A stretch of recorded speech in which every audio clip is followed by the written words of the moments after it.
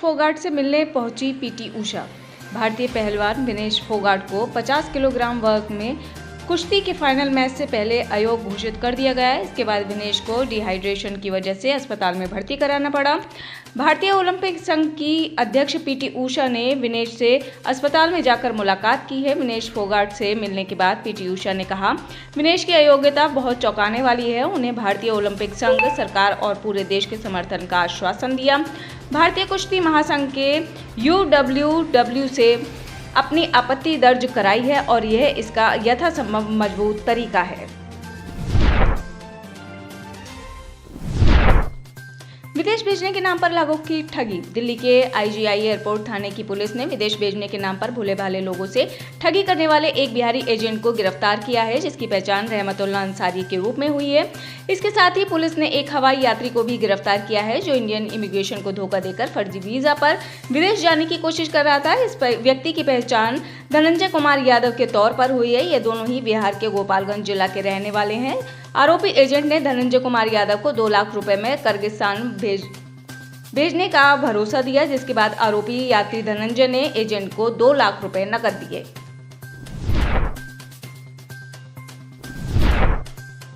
सज्जन सिंह वर्मा के खिलाफ दर्ज हो देशद्रोह का मामला। कांग्रेस नेता सज्जन सिंह वर्मा के खिलाफ देशद्रोह का मामला दर्ज करने की मांग उठी है। हाईकोर्ट एडवोकेट और भाजयुमो के पूर्व प्रदेश उपाध्यक्ष ने केंद्रीय गृह मंत्री अमित शाह को पत्र लिखा है। पत्र में सुमित मिश्रा ने सज्जन सिंह वर्मा पर भड़काऊ भाषण देने का आरोप लगाया है।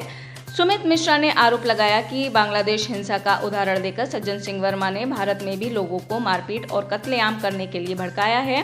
उन्होंने दावा किया कि वर्मा का बयान स्पष्ट रूप से देशद्रोह का बनता है।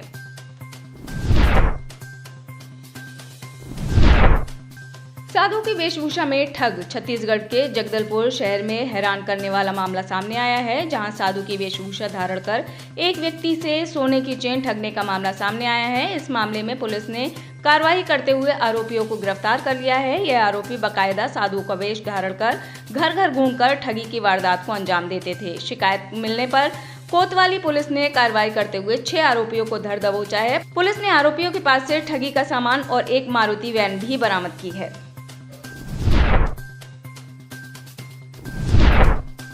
अंबानी की शादी में गई थी प्रियंका गांधी। झारखंड के गोड्डा से बीजेपी सांसद निशिकांत दुबे ने लोकसभा में फाइनेंस बिल पर चर्चा के दौरान कांग्रेस पर हमला बोला है। उन्होंने कहा कि आप क्या चाहते हैं कि आप चंदा भी खाओ और उनकी शादी में भी जाओ और उसके बाद गाली देते रहो। उन्होंने आगे कहा, इस देश का कौन ऐसा राजनेता है जो अंबानी के बेटे की शादी में नहीं गया। इनके पार्टी के जो राष्ट्रीय महासचिव हैं प्रियंका गांधी, क्या वो शादी में नहीं गई थी?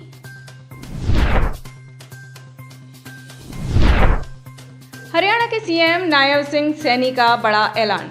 हरियाणा के सीएम नायब सिंह सैनी ने तीज के अवसर पर बड़ा ऐलान किया। उन्होंने कहा कि प्रधानमंत्री उज्ज्वला योजना के तहत 12 लाख लाभार्थी बहनों को अब गैस का सिलेंडर मात्र 500 रुपए में मिलेगा। उन्होंने कहा कि ऐसे 46 लाख परिवार जिनकी आय 1.80 लाख से कम है, उन्हें ये सुविधा मिलेगी। सीएम सैनी ने कहा कि प्रधानमंत्री नरेंद्र मोदी की सरकार ने हर घर में गैस का कनेक्शन पहुंचाने का काम किया है। उन्होंने कहा कि पूर्व सीएम मनोहर लाल खट्टर ने यह हर घर में गैस कनेक्शन पहुंचाने की व्यवस्था की।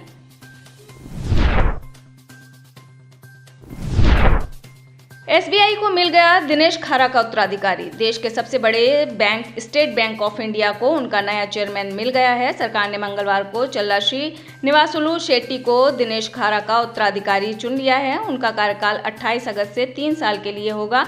दिनेश खारा का कार्यकाल 28 अगस्त को ही खत्म हो रहा है। खाली हुई ज्योतिरादित्य सिंधिया की राज्यसभा सीट। मध्य प्रदेश में राज्यसभा की एक सीट पर 3 सितंबर को मतदान कराया जाएगा।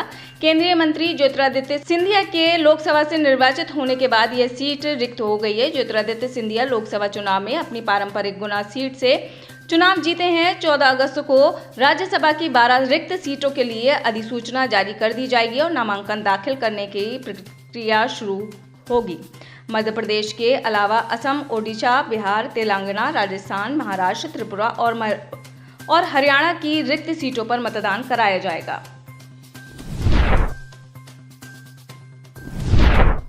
हीरा कंपनी ने 50,000 कर्मचारियों को छुट्टी पर भेजा। गुजरात में सूरत की एक प्रमुख हीरा विनिर्माण कंपनी ने मंगलवार मंदी के कारण अंतर्राष्ट्रीय बाजारों में पॉलिश किए गए हीरों की मांग का हवाला देते हुए अपने 50,000 कर्मचारियों के लिए 17 से 27 अगस्त तक 10 दिन की छुट्टी की घोषणा की। किरण जेम्स कंपनी की वेबसाइट के अनुसार यह प्राकृतिक हीरो की दुनिया की सबसे बड़ी विनिर्माता कंपनी है। किरण जेम्स के चेयरमैन बल्लभ भाई लखानी ने बताया कि हमने अपने 50,000 कर्मचारियों के लिए 10 दिन की छुट्टी की घोषणा की है। अगर ऐसा था तो बाल ही कटवा लेती। पंजाब के सीएम भगवंत मान ओवरवेट होने से ओलंपिक से बाहर हुई पहलवान विनेश फोगाट के घर पहुंचे।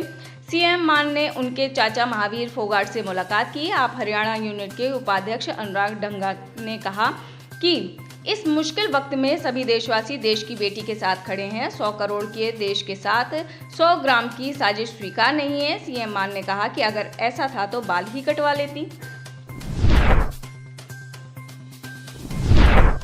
बांग्लादेश में जारी तनाव पर चीन की नजर। चीन ने बांग्लादेश के घटनाक्रम पर मंगलवार को बेहद सधी हुई प्रतिक्रिया व्यक्त करते हुए कहा कि वह हिंसा प्रभावित देश की स्थिति पर करीब से नजर रख रहा है। चीनी विदेश मंत्रालय ने मीडिया के सवालों के जवाब में कहा, चीन बांग्लादेश के घटनाक्रम पर करीबी नजर रख रहा है। मंत्रालय ने कहा, बांग्लादेश के एक मित्रवत पड़ोसी और व्यापक रणनीतिक साझेदार के रूप में चीन को पूरी उम्मीद है कि देश में जल्द ही सामाजिक स्थिरता बहाल हो जाएगी। नौकरी में आरक्षण को लेकर व्यापक विरोध प्रदर्शन के बाद बांग्लादेश अनिश्चितता के भंवर में फंस गया है। हिंदू गायक का घर जलाया गया। बांग्लादेश में शेख हसीना के इस्तीफे के बाद हिंदुओं पर हमले काफी तेज हो गए हैं। बांग्लादेश में हिंसा रुकने का नाम नहीं ले रही है। सोमवार को शेख हसीना के इस्तीफे वाले दिन और मंगलवार को सरकार के गठन वाले दिन बांग्लादेश में जमकर हिंसा हुई। इस दौरान बांग्लादेश में हिंदुओं को जमकर निशाना बनाया गया। प्रसिद्ध बांग्लादेशी गायक राहुल आनंद के ढाका के धान मंडी स्थित 140 साल पुराने घर पर हमला किया गया। इस दौरान उपद्रवियों ने हिंदू गायक के घर में आग लगा दी, जिसमें 3000 से अधिक वाद्य यंत्र जलकर राख हो गए। राहुल आनंद के परिवार ने किसी तरह अज्ञात स्थान पर भागकर अपनी जान बचाई है।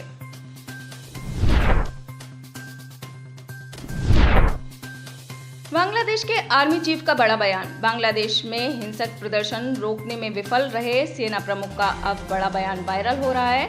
रिपोर्ट के मुताबिक बांग्लादेश में शेख हसीना के भाग जाने से एक रात पहले सेना प्रमुख ने अपने जनरलों के साथ बैठक की थी। इसमें निर्णय लिया गया है कि सेना कर्फ्यू लागू करने के लिए नागरिकों पर गोलियां नहीं चलाएगी। यह जानकारी रॉयटर्स को 2 अधिकारियों ने दी। एक भारतीय अधिकारी के अनुसार इसके बाद जनरल बकार उज जमान ने हसीना के कार्यालय से संपर्क किया और प्रधानमंत्री को बताया कि उनके सैनिक कर्फ्यू को लागू करने में असमर्थ होंगे। अधिकारी का संदेश स्पष्ट था कि हसीना को अब सेना का समर्थन नहीं रहा।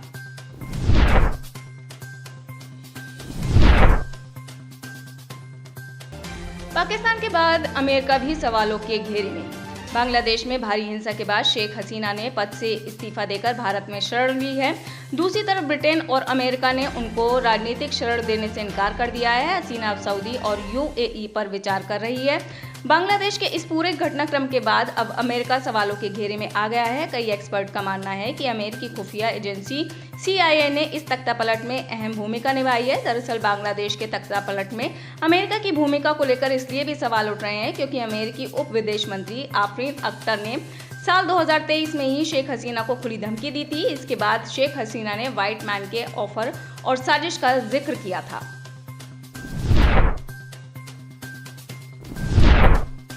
अवामी लीग नेता के होटल में 24 लोगों की मौत। बांग्लादेश में अवामी लीग नेता के होटल में एक इंडोनेशियाई नागरिक समेत कम से कम 24 लोगों को भीड़ ने जिंदा जला दिया है।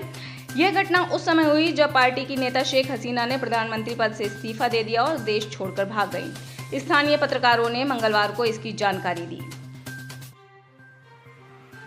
आप इस खबर के बारे में क्या सोचते हैं, हमें कमेंट सेक्शन में बताएं। साथ ही ब्रह्मास्त्र न्यूज को सब्सक्राइब और शेयर भी जरूर करें।